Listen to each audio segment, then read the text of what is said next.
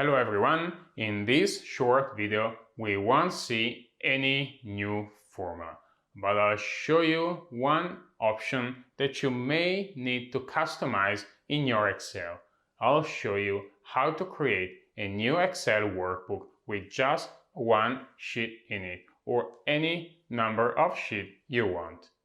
Let's start this lesson by creating a new workbook with a Ctrl+N shortcut.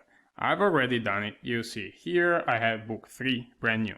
As you can see, Excel by default creates it with 3 worksheets named Sheet 1, Sheet 2 and Sheet 3. Over the years I realized that most of the time I don't really need all those sheets.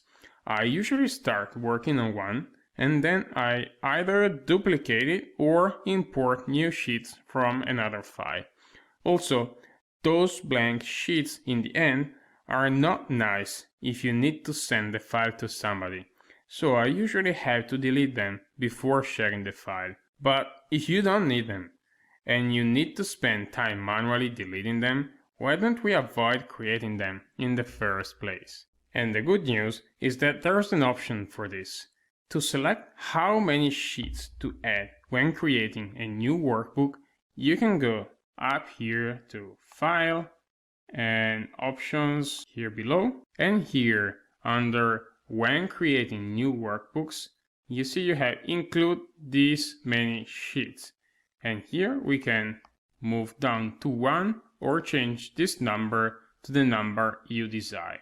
Once done, you can click on OK.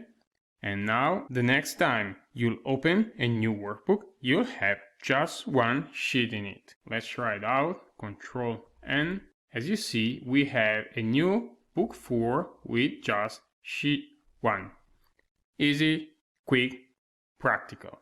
This is it for today. I hope you found this video useful. Don't forget to hit the subscribe button below if you want to stay up to date with the newest releases. Thank you all for watching. I'll see you in the next video.